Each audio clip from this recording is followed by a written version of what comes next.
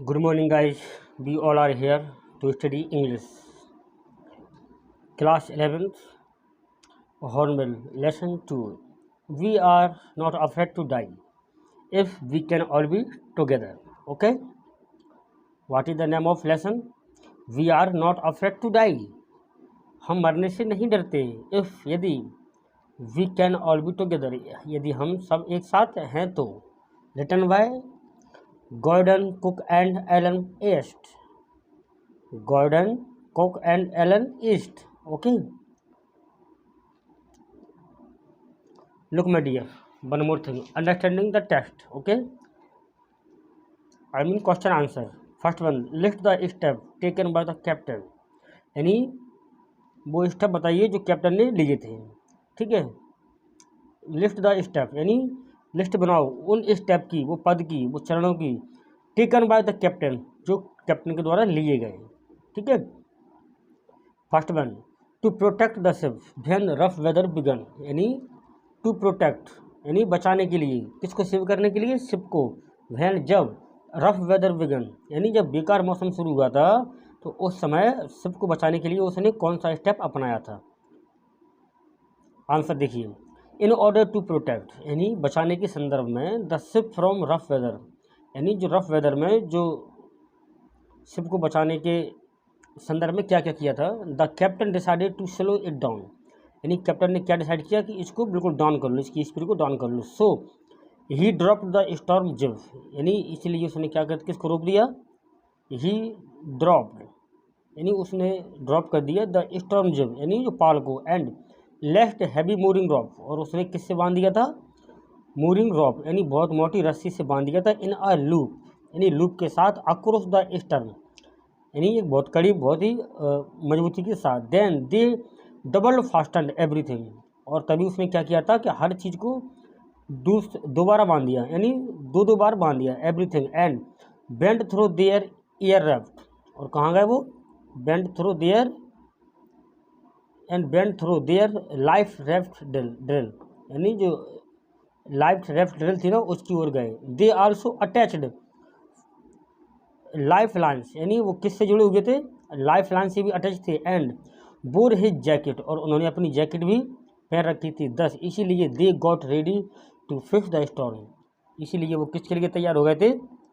Ready to face to storm यानी वो अपने आंधी झंझावत जो भी था उनसे सामना करने के लिए वो रेडी थे. टू चेक द फ्लडिंग यानी किसको चेक करने के लिए? बाढ़ को चेक करने के लिए. Of the water in the ship यानी टू चेक द फ्लडिंग यानी फ्लड को चेक करने के लिए. ऑफ द वाटर पानी की बाढ़ को चेक करने के लिए शिप में क्या क्या किया था? तो look, to check the flooding of water in the ship यानी शिप में जो पानी की बाढ़ थी उसको रोकने के लिए he took a canvas and stretch it across the holes and made a waterproof hatch cover across the gaping holes which diverted the water to the side. यानी to check the flooding of water यानी पानी के बहाव को रोकने के लिए ship के अंदर ही टुक द कैनवास उसने एक कैनवास लिया. एंड स्ट्रेच उसको फैलाना शुरू किया. इट इसका अक्रॉस द हॉल्स यानी हॉल के ऊपर इस पार से उस पार तक. And made a waterproof hatch और उसने क्या बना दिया? एक वाटर प्रूफ पूरे उसके नीचे उस वाले हिस्से को वाटर प्रूफ कर दिया. कवर अक्रॉस द गैपिंग और उसने कवर कर दिया गैप जो थे ना वो हॉल के जो गैप थे उनके एक तरफ से दूसरी तरफ पर क्या कर दिया? उसको कवर कर दिया. विच जो कि जिसको डाइवर्टेड द वाटर जिसके द्वारा पानी को डाइवर्टेड कर दिया गया. टू द साइड की ओर. Okay. When the two hand pump blocked यानी जब दो हैंड्स जो हाथों से चलाने वाले पंप थे ना वो ब्लॉक हो गए थे. And electric pump short circuit और इलेक्ट्रिक पंप था ना वो शॉर्ट सर्किट हो गया था. He found an other electric pump उसको एक क्या मिला? एक दूसरा इलेक्ट्रिक पंप मिल गया. Connected it to an out pipe and started it और उसको उसने किससे जोड़ दिया था? एंड कनेक्टेड इट और उसको कनेक्ट कर रखा था. टू एन आउट पाइप यानी जो बाहर का पाइप था उससे उसको जोड़ रखा था. एंड स्टार्टेड इट और उसको स्टार्ट कर दिया गया था. ठीक है. Describe the mental condition of voyagers. Voyagers means क्या होता है? समुद्री यात्री. ऑन 4 और 5 जनवरी यानी डिस्क्राइब द मेंटल कंडीशन यानी उनकी मानसिक स्थिति के बारे में बताइए. ऑफ वोएजर्स यानी यात्रियों की समुद्री यात्रियों की मानसिक कंडीशन के बारे में बताइए 4 जनवरी और 5 जनवरी के बीच की। On January 4 and 5 the voyager felt relief, यानी उन्हें राहत पहुंची थी। As after the continuous pumping for 36 hours, यानी जब उन्होंने 36 घंटे जो कंटिन्यूस पंपिंग की अपने हाथों से, इसके बाद उन्हें क्या मिली थी, राहत की सांस मिली थी। The water had nearly been out, पानी पूरी तरह से कहाँ हो चुका था, बीन आउट यानी बाहर हो चुका था। They had their first meal in almost 2 day, उन्होंने अपना पहला खाना कब खाया था, ऑलमोस्ट लगभग 2 डे, 2 दिन बाद, ठीक है। हाउ एवर फिर भी their respite was short lived, यानी फिर भी उनकी राहत कुछ रह गई थी। They faced dangerous situation on January 5, उन्होंने एक खतरनाक सिचुएशन से सामना किया ऑन जनवरी 5 जनवरी को। As the sea got worse, जैसे कि समुद्र कैसा हो यानी बिगड़ता गया। ड्यूरिंग द नाइट, यानी रात के टाइम पर समुद्र और बिगड़ गया। फियर ऑफ डेथ लूम्ड लार्ज, यानी जो मरने का डर था ना वो भी छा गया। They were under a great mental state, वो यानी एक मानसिक संतुलन के अंदर में एक तनाव में काम कर रहे थे, ठीक है। नेक्स्ट बना है डिस्क्राइब द शिफ्ट, यानी शिफ्ट डिस्क्राइब कीजिए। In the narration of the events as indicated in the 3 sections of the text, give a subtitle to each section, यानी प्रत्येक सेक्शन का आपको सब टाइटल लिखना है और 3 सेक्शन के बारे में बताना है, यानी जो घटनाएं हुई हैं उनको वर्णित करते हुए, ठीक है। तो देखिए the first section open on an cheerful note, उन्होंने यानी एक खुशीपूर्वक एक नोट को उसको ओपन किया। द नरेटर यानी जो लेखक है and his family are all set for their ultimate dream to duplicate the around ही the world voyage made 200 years earlier by captain James Cook, यानी note the narrator and his family, यानी जो लेखक था और उसकी क्या थी फैमिली, are all set for their ultimate dream, यानी उनका पक्का एक सपना था to duplicate the around the world voyage, यानी कि हम पूरी दुनिया की एक दूसरी सैर करेंगे, जो कि 200 साल पहले किसने की थी, कैप्टन जामिस कुक के द्वारा की गई थी। They have protected their seafaring skill, यानी उन्होंने अपनी स्किल्स को बचा के रखा था। दे बिगन द बॉयज, उन्होंने और समुद्री यात्रा शुरू कर दी। And pass the first phase, और उन्होंने पहली अवस्था को पार भी कर लिया ऑफ जर्नी, यानी यात्रा की पहली अवस्था को पार कर लिया, यानी सुखद रूप से, journey pleasantly. Okay, first step हो गया अपना। अब देखते हैं second step. Okay, the second section this part of narration, यानी यह वर्णन करने का जो पार्ट है जो कवर्स द हजार्ड फेस्ड, यानी खतरनाक उन्होंने कवर्स को फेस किया बाय द वॉयेजर्स, समुद्री यात्रियों ने यानी खतरनाक चीज़ को फेस किया। देयर इज शिफ्ट, यानी यहाँ पर जो शिफ्ट थी in the narration from cheerful to intense, ठीक है। दे फाइंड देमसेल्फ, उन्होंने अपने आप को पाया इन एन एक्सट्रीम फैटल, यानी उन्होंने एक अपने आप को बहुत बड़े घातक रूप में पाया एंड डिजास्टरस सिचुएशन, और घातक सिचुएशन में पाया। They began to face strong gales, यानी उन्होंने बहुत बड़े झंझा तूफान को उनका सामना किया। डिस्पाइट द वर्स्ट वेदर, यानी डिस्पाइट यानी खराब मौसम के चलते हुए भी they have a wonderful holiday on Christmas, यानी खतरनाक वेदर के होते हुए भी उन्होंने एक बहुत अच्छा क्या मनाया, क्रिसमस डे मनाया एक पेड़ के नीचे। On January 2 a huge waves hits their boat, यानी 2 जनवरी को उनकी बोट को एक बहुत बड़ा जो वेव आया उससे टकराया वो। And the narrator is throne overboard, और उन्होंने उसको ओवरबोर्ड किया, ठीक है,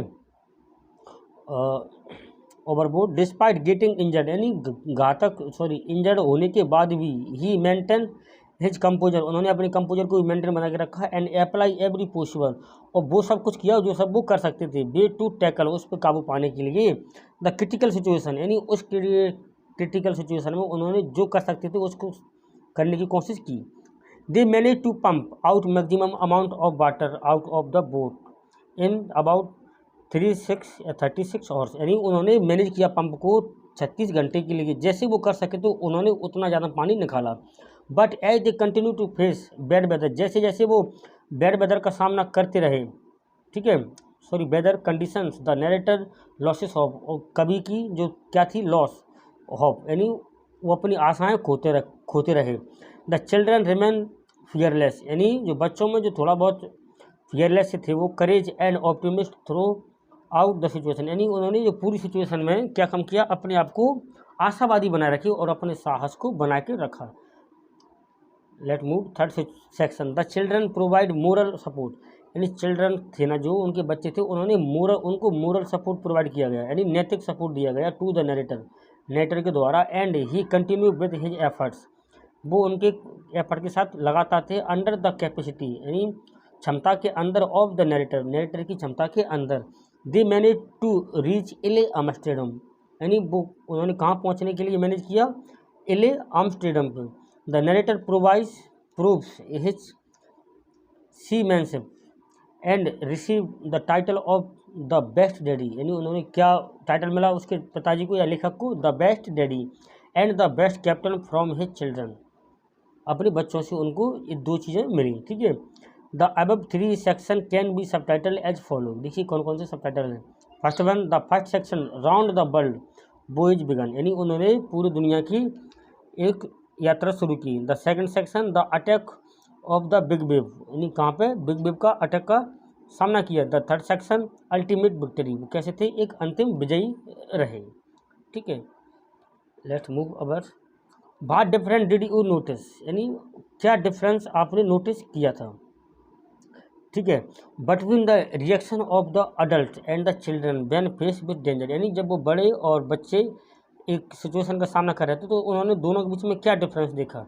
there was a lot of difference between the way, यानी यहाँ पर बहुत बड़ा अंतर था, between the way in which the adult and children reacted when they face danger, यानी जब वो बहुत बड़े खतरे का सामना कर रहे थे, जब उन्होंने बहुत बड़ा एक अंतर देखा। द अडल्ट लॉस्ट होप, यानी जो बड़े थे ना, उन्होंने अपनी आशाएं खो दी थी। And waited for their and, और वो अपने अंतिम समय का इंतजार कर रहे थे। ठीक है, विद अ हैवी हार्ट, यानी बहुत बड़े दिल के साथ। एट दिस पॉइंट, इस समय पर। दे वर मोटिवेटेड बाय द चिल्ड्रन, वो बच्चों के द्वारा मोटिवेटेड किया गया। देखिए मैं कहता हूँ ना कि आप किसी भी इंसान को या किसी भी चीज़ को मोटिवेट कर दो तो वो अपने आप अपने काम में साहस या अपनी हिम्मत जुटाने की काम करता है। The children offered moral support to the adult, यानी बच्चों ने उनको मोरल सपोर्ट दिया, किसको, अडल्ट को। ठीक है, दे डिस्प्ले मैच्योरिटी, यानी उन्होंने क्या दिखाई, मैच्योरिटी एंड टॉलरेंस, और धैर्यता दिखाई बच्चों ने। जोनाथन एक्सप्रेस इज फियरलेसनेस, उन्होंने अपना डरावनेपन को नहीं दिखाया, उन्होंने फियरलेसनेस दिखाई। ठीक है, वहाँ पर यानी साहस दिखाया। एंड करेज, और साहस दिखाया। When he said that they were not afraid to dying, यानी उन्होंने क्या कहा था कि they were not afraid to dying, वो मरने से नहीं डरते। If they all could be together, यानी वो एक साथ रह सकें तो वो मरेंगे नहीं। शिव ने क्या एक्सप्रेस किया, हर लव एंड ग्रेटिट्यूड, यानी उन्होंने प्यार और अपना आभार दिखाया। फॉर हर पेरेंट्स, अपने माता पिता को। By making a greeting card, क्या बनाकर, ग्रीटिंग कार्ड बनाकर। She was strong not to let her parents know about her serious injuries, यानी यहाँ तक कि उन्होंने अपनी जो सीरियस इंजरी थी उनके बारे में भी नहीं बताया। ठीक है, she did not want to bother her parent, वो अपने माता पिता को परेशान नहीं करना चाहते थे। Eight the time of crisis, यानी इस भयंकर समय में। ठीक है, पहला हो गया हमारा। अब देखते हैं second. How does the story suggested that optimist help to endure the distress, यानी किस तरह से डायरेक्ट स्ट्रेस, यानी आप स्ट्रेस से बचने के लिए आप ऑप्टिमिस्ट क्या हेल्प करती है आपकी, यानी आशावादी बनने के लिए आप जो तनाव है उनको कैसे दूर किया जा सकता है। देखिए, optimist is a determination to overcome, यानी आशावादिता जो होती है, डिटर्मिनेशन यानी पक्का करने के लिए, टू ओवरकम डिफिकल्टीज, यानी जो समस्याओं पर विजय पाने के लिए ही काम करती है, यानी बनाती है आपको उसके लायक।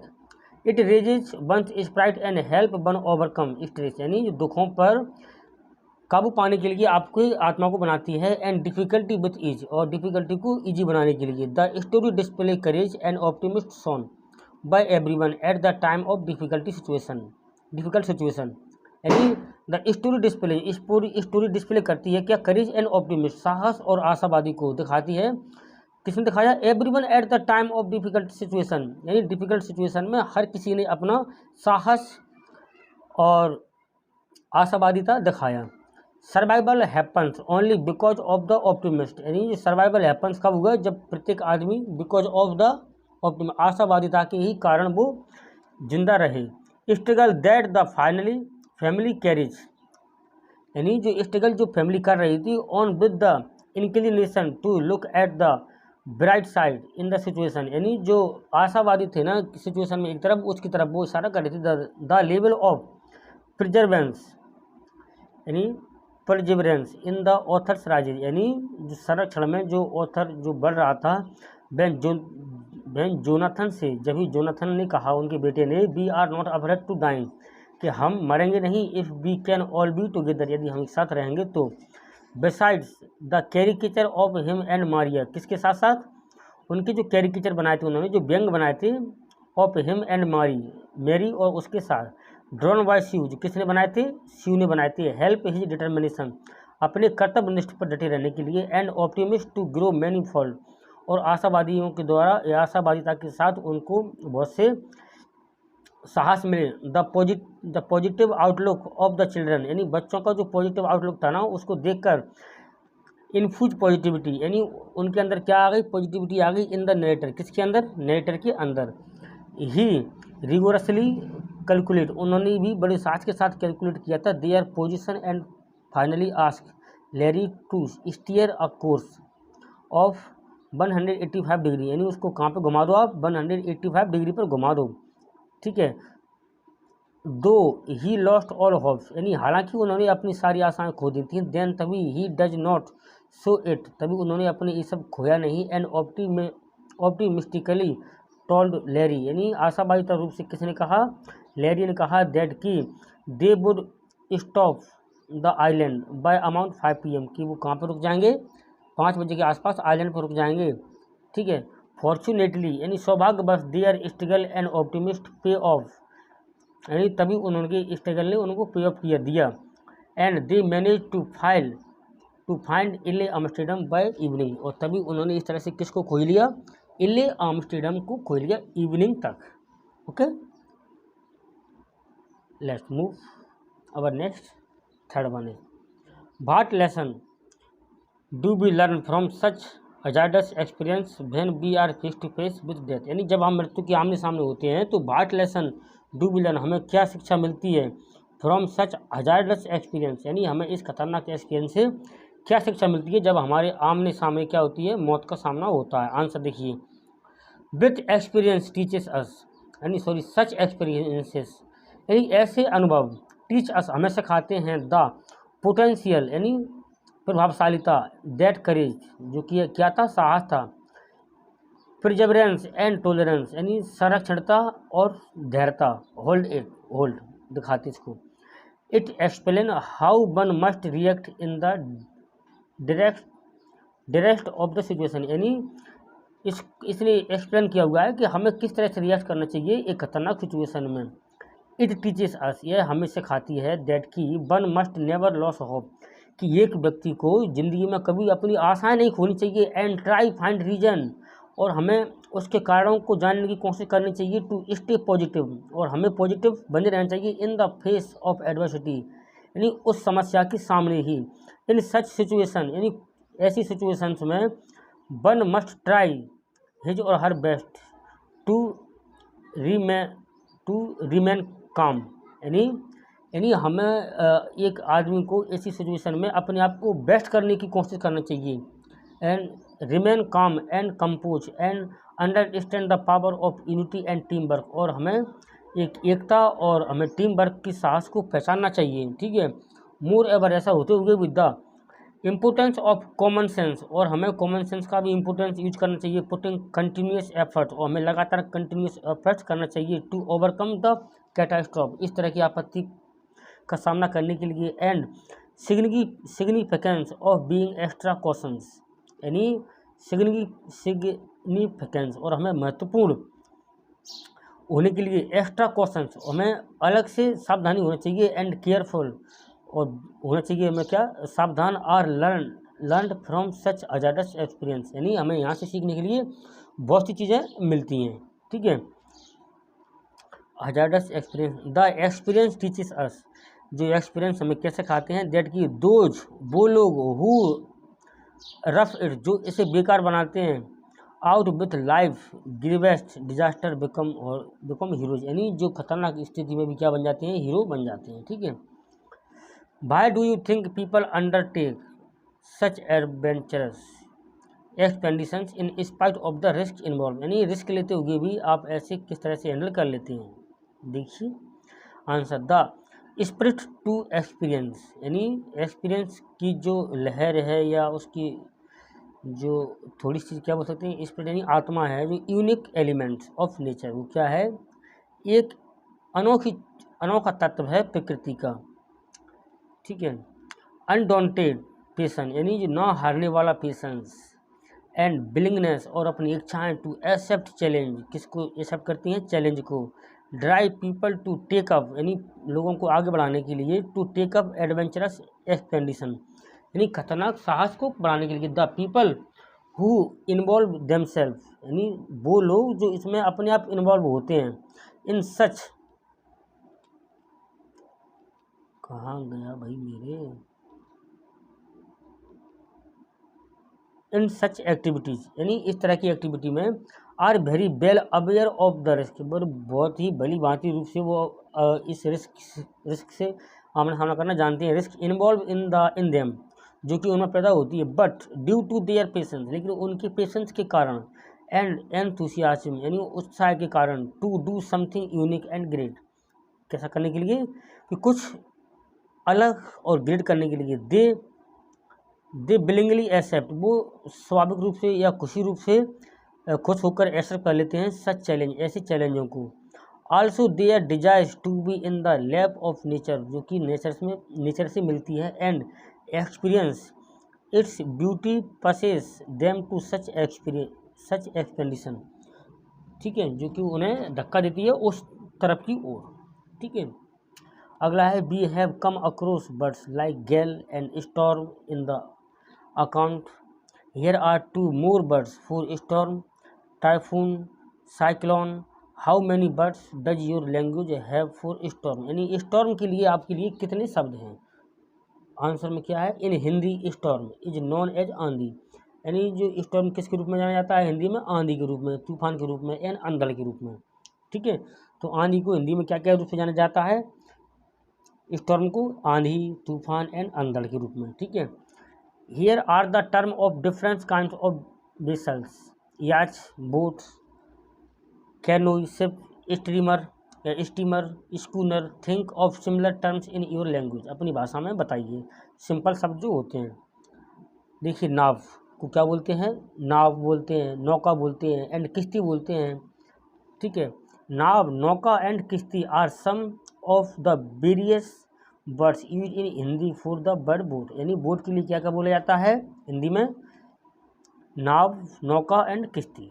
ठीक है। हाँ, catamaran is a kind of a boat, यानी क्या एक तरह का एक बोट है, यानी नाव है। डू यू नो, क्या आप जानते हैं, which Indian language this word is derived from, यानी हिंदी भाषा में ये कहाँ से निकला हुआ है। चेक द डिक्शनरी, डिक्शनरी देखिए। ठीक है। The word catamaran is derived from the Tamil word, जो कहाँ से निकला हुआ है, तमिल वर्ड से निकला हुआ, क्या, कैटामरम। ठीक है। तमिल वर्ड क्या है, कट्टूमरम से, किससे निकला हुआ है, कट्टूमरम से बना हुआ है। ठीक है।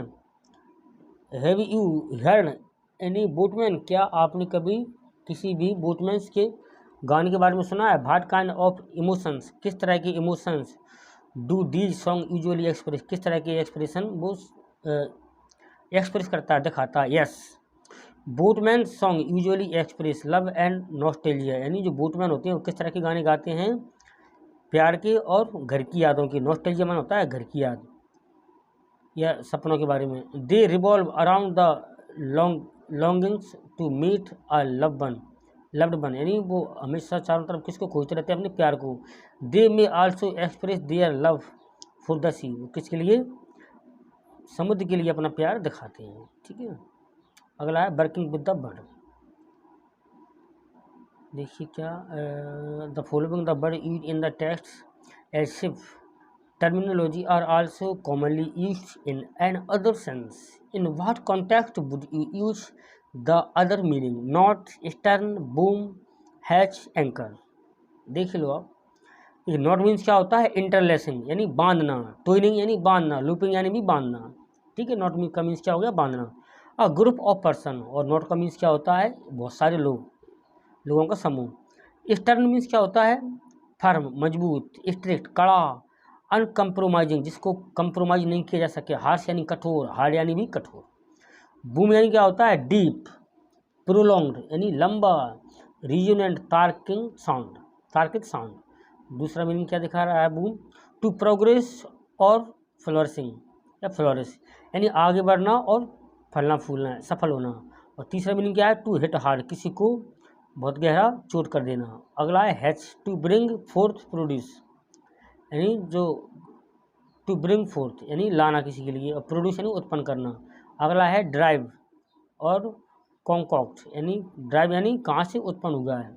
तीसरा है टू ड्रॉ, खींचना, काटना, और इनग्रेव लाइन्स, और लाइनें उकेरना। इनग्रेव मीन्स क्या होता है, उकेरना मीन्स कहीं पर छाप देना। जैसे पत्थरों पे यदि आप कोई खाका बनाते हैं, कोई चित्र बनाते हैं, तो उसको बोलते हैं क्या, उकेरना। ठीक है। अगला है एंकर मीन्स क्या होता है, लंगर, अ पर्सन और thing that can be relied upon for support यानी एक चीज़ जो किसी सपोर्ट के द्वारा बांधी जाती है। होस्ट ऑफ एन इवेंट, और किसी इवेंट का जो होस्ट होता है उसको भी क्या बोला जाता है, एंकर। ठीक है, जैसे लड़कियों को नहीं बोलते कि आज एक एंकर आ रही है। ठीक है। The following three compound words and in सिफ, what does each of the means, प्रत्येक का मीनिंग क्या होती है। देखिए एयरशिप और फ्लैगशिप और लाइटशिप। देखिए airship, it is a self propelled, देखिए इनका कोई मीनिंग नहीं होता। आप तो सीधे आगे बढ़ते हैं अपन लोग। ठीक है, पेज नंबर 5 है ना, पेज नंबर 5 से बढ़ते हैं 6 की ओर। ओके, लुक माय डियर, क्या है, MCQज। ठीक है,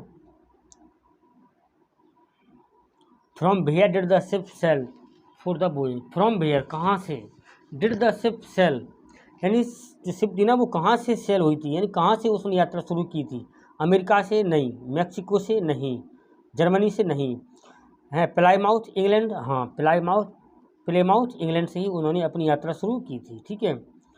why did the author decided to go for around the world voyage यानी उसने दुनिया की यात्रा करने का क्यों सोचा था। ठीक है। To duplicate the voyage made 200 years ago by captain James Cook, बिल्कुल सही है। क्यों किया था, क्योंकि वो उसकी दूसरी यात्रा करना चाहता था जो 200 साल पहले कैप्टन जामिस कुक ने की थी। ठीक है, इसका पहला ही आंसर बिल्कुल करेक्ट है। ठीक है, अब आप देख पा रहे होंगे, what by the occupation of the author यानी कवि का व्यवसाय क्या था, कवि का व्यवसाय क्या था, businessman, seller, teacher, none of the above, तो वो क्या था, बिजनेसमैन था। क्या था, बिजनेसमैन थे, कौन, ऑथर। ठीक है। अगला है what by the name of the ship of the author यानी जो लेखक था ना उसकी जो शिप थी उसका नाम क्या था, अमेजॉन नहीं, वेब वॉकर हाँ, वेब शिप नहीं, सेलर शिप नहीं, तो नाम क्या था, वेब वॉकर, जो कि हमने किताब में उस समय जो पूरा वर्णन किया था उस टाइम पे हमने पढ़ा हुआ था। ठीक है। अगला है what part of the journey यानी जर्नी का कौन सा भाग वाज प्रेजेंट फॉर देम यानी उनके लिए जो पूरी यात्रा था उसका कौन सा भाग सुखद था। ठीक है। First leg from England to Cape Town, बिल्कुल सही बात है। कौन सा, जो पहला ही चरण था ना, from England to Cape Town, जो इंग्लैंड से कहाँ के लिए, कैप टाउन के लिए। ठीक है, चलिए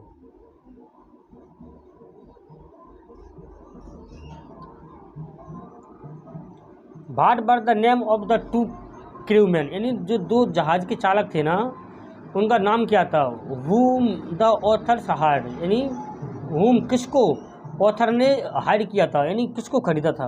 यानी उन्होंने कहा था ना कि जो खतरनाक चीज़ों से टकराने के लिए हम दो क्रूमैन को ले जा रहे हैं अपने साथ, वो कौन कौन से थे। ठीक है, तो फर्स्ट वन क्या है, शैली एंड केबल, इनका कोई जिक्र नहीं था। लैरी बिजिल एंड हर्ब्स सीगलर, बिल्कुल सही है। उन्होंने कौन कौन से, लैरी एंड हर्ब्स को उन्होंने हायर किया था, तो हमारा ऑप्शन बी बिल्कुल एकदम करेक्ट है। ठीक है। Why did the author hire the two crewman यानी उन्होंने जो दो उन्होंने अपने साथियों को लिया था, कौन थे, वो जहाज़ के बारे में जानते थे। ठीक है, यानी जहाज़ के ही वो काम करने वाले थे, तो उनको क्यों लिया था, to take rest from long the बोझ, क्या जो लंबी यात्रा थी वो उसमें रेस्ट लेने के लिए, नहीं। टू हेल्प टैकल यानी परेशानियों के समय हेल्प करने के लिए, बिल्कुल सही है। One of the world's roughest seas यानी जो दुनिया की सबसे खतरनाक सी है उसमें द साउथर्न इंडियन ओशियन, जो दक्षिणी हिंद महासागर है उसमें यात्रा करने के लिए या उनमें समस्याओं से निपटने के लिए उन्होंने उन दोनों साथियों को अपने साथ लिया था। ठीक है। When did the waves start getting gigantic, यानी जो तरंगें थी ना, जो पानी की लहरें थी, वो खतरनाक कब होने लगी? दिसंबर 25 को या जनवरी 2 को? बिल्कुल सही है। कब से? 2 जनवरी से ही उन्होंने स्टार्ट होना शुरू कर दिया था। अगला है what did they do to slow down the boat in the storm, यानी उन्होंने स्टॉर्म में या तूफान में अपनी बोट को किस तरह से धीमा किया था? Stop selling? नहीं।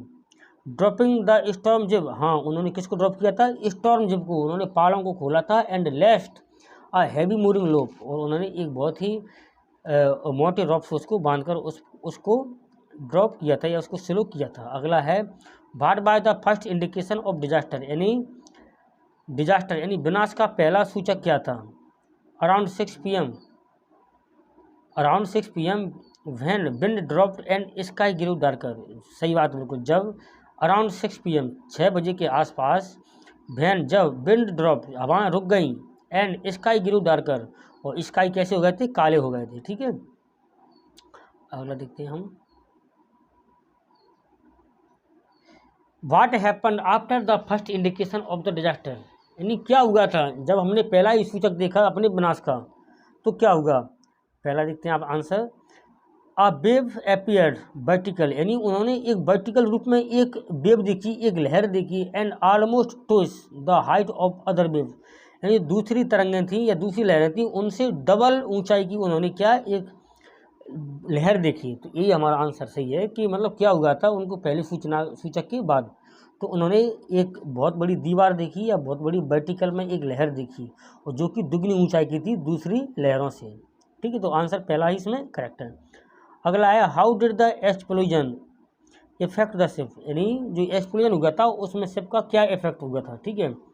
तो अ टोरेंट ऑफ ग्रीन, यानी एक बहुत ही बड़ा मूसलीधार, ग्रीन एंड वाइट वाटर, यानी नीला और सफ़ेद पानी, ब्रोक ओवर द शिप, जिसने क्या कर दिया? शिप को पूरा तोड़ दिया। तो पहला आंसर इसमें सही है। ठीक है। अगला है why did the author accept his approaching death, उन्होंने अपनी डेथ को क्यों स्वीकार किया था? Pirate had attack the ship, क्या पायरेट ने अटैक किया था शिप के ऊपर? नहीं। पायरेट मीन्स क्या होता है? समुद्री चोर। क्या होते हैं पायरेट्स? मीन्स समुद्री चोर।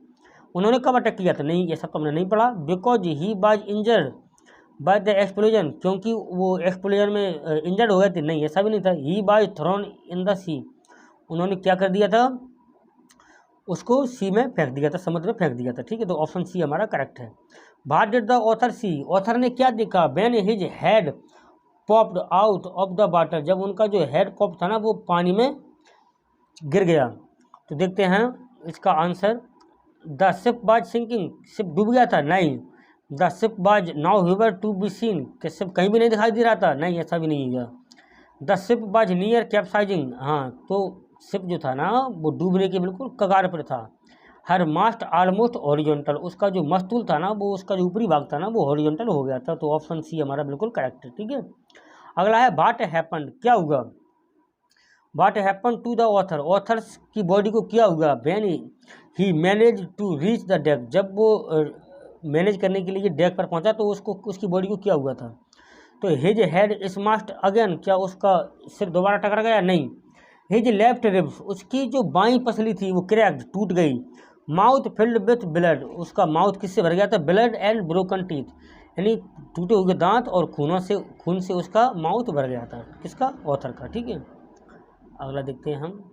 Who said we are sinking, किसने कहा था कि हम डूब रहे हैं? His crewman? नहीं। मैरी, हाँ, मैरी ने ही कहा था कि अब हम डूब रहे हैं। तो आंसर बी हमारा एकदम करेक्ट है। अगला है what by the condition of the ship, ship की कंडीशन क्या थी? ब्रोकन टिम्बर्स, बिल्कुल सही बात है, टिम्बर टूट चुके थे। स्टारबोर्ड साइड, बगल inward, clothes, crockery, chart, tins and toys sloshed, सब कुछ टूट गया था। ठीक है। तो यहाँ पर ऑप्शन हमारा पहला ही एकदम करेक्ट है। अगला है what had happen to ship, यानी शिव को क्या हुआ था? क्या हुआ था? व्हेन जब the author enter their room to check on them, यानी जब ऑथर उनको चेक करने के लिए रूम में गया तो सुई को क्या हुआ था? तो हर हेड हर्ट, उसके सिर में चोट आई थी। As there was a bump, कि वहाँ पे क्या हुआ वो, जैसे कि वहाँ पे एक बम्प हुआ हो, उसमें क्या आई थी, उसको एक चोट आई थी। तो ऑप्शन हमारा पहला ही करेक्ट है, ठीक है। What by the age of Suzanne and Jonathan, यानी सुजाने और जोनाथन है उसकी उम्र क्या रही होगी। 8 and 9 year old, 9, 7 to 6 year old, बिल्कुल सही है। यानी जब हमने उसकी पूरी कहानी को पढ़ा हुआ था तो उसमें दिखाया गया है कि उनकी उम्र कितनी रही होगी, 7 to 6। ओके, तो हमारा ऑप्शन बी करेक्ट है। How did the author manage to stretch the canvas, यानी उन्होंने कैनवास को फैलाने के लिए किस तरह से मैनेज किया था, ठीक है। तो बाय रिपेयरिंग द हॉल्स, किसको, हॉल को रिपेयरिंग कर कर उन्होंने उसको मैनेज किया था। तो ऑप्शन हमारा ए यहाँ पे करेक्ट है, ठीक है। 20 नंबर का हो गया। अब देखते हैं 21। What happened after the hand pump started to block up with the debris floating around the cabin, जब केबिन में जो हैंड पंप था ना उसने स्टार्ट होने से क्या कर दिया, ब्लॉक हो गया था। तो उस टाइम पे क्या किया गया था, ठीक है। The author connected an electric pump to an out pipe, बिल्कुल सही बात है, पहला ऑप्शन सही है कि ऑथर ने क्या किया था, एक इलेक्ट्रिक पंप को उसने एक आउटलाइन पाइप से जोड़ दिया था, ठीक है। तो पहला ऑप्शन सही है। Where did they decided to reach to save themselves and the ship, यानी उन्होंने कहाँ पर डिसाइड किया था कि हम सुरक्षित, reach to save themselves and the ship, यानी हम शिप और हम अपने आप को कहाँ पर सुरक्षा पाएंगे। तो कहाँ पे उन्होंने ऐसा डिसाइड किया था, ऑस्ट्रेलिया में नहीं, इले आम्स्टर्डम में। हाँ, उन्होंने कहाँ पे ऐसा डिसाइड किया था, इले आम्स्टर्डम पर, ठीक है। तो ऑप्शन बी हमारा एकदम करेक्ट है। What was their first meal in 2 day, यानी उनके जो 2 दिन में पहला खाना था उसमें क्या क्या खाया गया था। मीट लॉफ नहीं, मीट के टुकड़े नहीं, ब्रेड एंड मिल्क नहीं, नूडल्स नहीं। तो क्या खाया गया था, कॉर्न बीफ, यानी उसके बीज खाए गए थे, एंड क्रैकर बिस्किट, और क्रैकर बिस्किट खाए गए थे। तो ऑप्शन डी हमारा सही है, इसका जिक्र भी हमने कहानी में किया था, ठीक है। हु सेड, किसने कहा था, we are not afraid to dying, कि हम मरने से नहीं डरते, if we can all be together, यदि हम एक साथ रहें तो। You and Mary, Sue and I, you ने तुमने कहा था, या मैम या मम्मी ने कहा था, या सुई ने कहा था, शू ने कहा था, या आई ने कहा था। ये कहा था जॉन ने, किसने कहा था, जॉन। ऑप्शन फर्स्ट एकदम करेक्ट है। व्हाट डिड दे रीच इले आम्स्टर्डम, व्हेन डिड दे रीच, यानी वो कब पहुंचे थे, कहाँ पर, इले आम्स्टर्डम पर, इले आम्स्टर्डम पर वो कब पहुंचे थे। Around 6 PM in the evening, तो पहला ऑप्शन ही करेक्ट है, अराउंड 6 PM, यानी शाम के टाइम वो 6 बजे के आसपास पहुंच चुके थे, ठीक है। तो आई थिंक अब कंप्लीट होने वाला है हमारा। What by the status of the ship on January 3, यानी 3 जनवरी को उसके शिप का जो स्टेटस था वो कैसा था। Pumps had the water level sufficiently under control, बिल्कुल सही बात है कि पंप ने जो वाटर लेवल था उसको कंप्लीट रूप से अंडर कंट्रोल कर लिया था, ठीक है। तो ऑप्शन पहला ही हमारा सही है। इसके बाद तो वो रोटेट करने लगे थे आराम के लिए, रेस्ट के लिए, कि मतलब वो कंटिन्यूस 2-2 घंटे के लिए वो रेस्ट करने लग गए थे, इतना पानी अंडर कंट्रोल में हो गया था। How long did they take for the ship testing and fitting, यानी कितने दिन उन्होंने उसको टेस्ट और फिटिंग करने के लिए उसमें टाइम दिया था शिप को। तो मंथ, यानी उन्होंने महीनों लगाए थे उसमें, ठीक है। अगला है where had they reached on the 25 of December, यानी 25 दिसंबर को कहाँ पहुँचने के लिए उन्होंने ऐसा पहुँच चुके थे वो। तो 3500 kilometre east of Cape Town, यानी 3500 किलोमीटर पहुँच चुके थे ईस्ट की ओर, कहाँ से, केप टाउन से, ठीक है। अगला है, इसमें पहला आंसर ही करेक्ट है। अगला है what happened when the author's had smashed into the wheel, भाई क्या हुआ जब कवि का या ऑथर का जो हेड था ना, उसका सर था ना, वो किससे टकराया, व्हील से टकराया। तो क्या हुआ, he was hurt but steady नहीं, ही फ्लेव ओवरबोर्ड, वो अब कहाँ पर गिरा था, बोर्ड के ऊपर गिरा था। सिंकिंग बिलो द वेव्स, और तरंगों में या लहरों में वो डूबने लगा था। तो ऑप्शन बी हमारा करेक्ट है। अगला है what does mayday calls means, यानी व्हाट डज मेडे कॉल यहाँ पे किसको कहा गया है, मेडे मीन्स क्या होता है, कयामत का, या कयामत की या अंतिम दिन। तो मेडे कॉल यहाँ पे इसका मीनिंग क्या है, call made in the month of May, क्या महीने, यानी मई के महीने में जो कॉल बनाया गया उसको, नहीं। डिस्ट्रेस कॉल फॉर हेल्प, बिल्कुल सही है जी, क्या है, डिस्ट्रेस कॉल फॉर हेल्प, यानी दुख में जो पुकारते हैं हेल्प के लिए उसको बोला जाता है, ठीक है। चलिए हमारा चैप्टर कंप्लीट हुआ। अब हम बात करते हैं कि इसको किस तरह से पढ़ना है। देखिए, मैं सभी भाइयों से कहना चाहूँगा कि आप सब लोग बढ़िया खूब अच्छी तरह से मेहनत करें और इसको बिल्कुल कंटिन्यू देखें, एक बार नहीं बार बार देखें, ठीक है। क्योंकि भाई मैं इसको बड़ी शिद्दत के साथ आपको पढ़ाता हूँ, इसलिए आपका भी फर्ज बनता है कि आप भी इसको अच्छे से देखें और मुझे मोटिवेट करें। देखिए, इस चैप्टर में भी कवि ने बात की गई है कि लेखक को किसने मोटिवेट किया था। तो लेखक को किसने मोटिवेट किया था? तो लेखक को उसके बच्चों ने मोटिवेट किया था। किसने? बच्चों ने मोटिवेट किया था कि हम मरने से नहीं डरते, यदि हम एक साथ हैं तो हम मरने से नहीं डरते। इसी तरह से आपको भी ज़रूरत है कि आप मुझे मोटिवेट करें, क्योंकि आप मुझे मोटिवेट करोगे तो मैं आपके लिए एक बेहतर से बेहतर पढ़ाने की कोशिश करूँगा, ठीक है। तो प्लीज़ यदि आप मेरे पढ़ाना पसंद करते हैं तो वीडियो को लाइक करिए, शेयर करिए और फैला दीजिए आप अपनी दुनिया में, ठीक है। अपने दोस्तों के साथ शेयर कीजिए, आप अपने रिलेटिव्स के साथ शेयर कीजिए और अपने माता पिता को दिखाइए कि हम क्या पढ़ते हैं क्या नहीं पढ़ते हैं, ठीक है। और आप अपने माता पिता, गुरुजन सबका सम्मान करना सीखिए, ठीक है। Good bye.